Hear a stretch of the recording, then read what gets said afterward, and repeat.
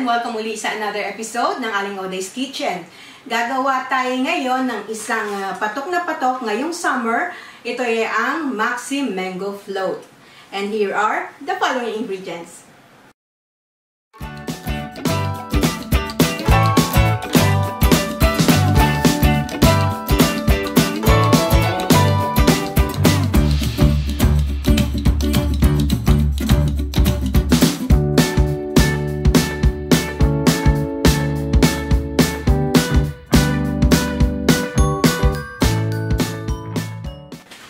Madali lang itong gawin. Bali, kung meron lang kayong yung mango ice cream, crushed graham crackers, at of course, mangga.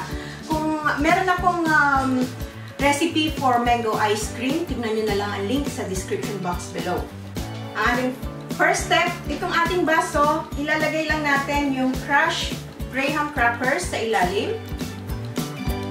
So, walang exact measurements to. Then yung ating mango ice cream, kailangan malambot na siya. Ilabas nyo na sa freezer bago nyo simulan ito. Kung meron kayong blender, mas maganda i-blend nyo na lang para parang tunaw na siya.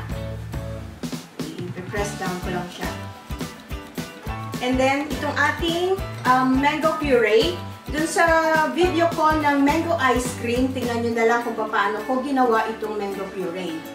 Bali, yung manggang dinurog at condensed milk lang ito. Then, ulitin lang natin yung procedure. Yung ating crushed graham.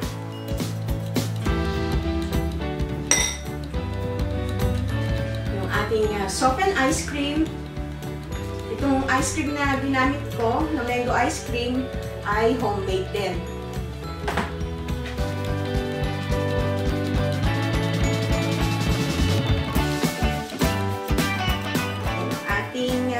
Mango puree. Up. Lagyan natin ng whipping cream. Taba. Then yung ating slices ng mango.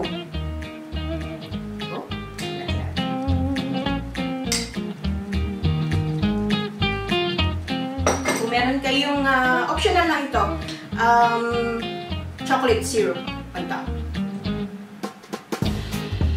That's it. Quick and easy. Maxi Mango ala Aling Oday.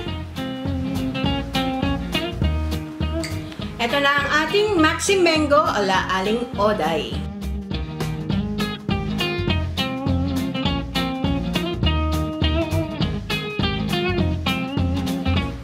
Diba? Quick and easy lang itong ating Maxi Mango recipe.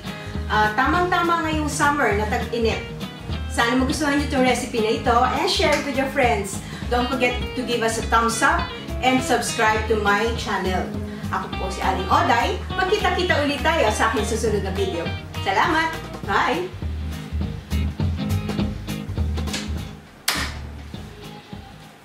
Please follow me on my Facebook page, Twitter, and Instagram.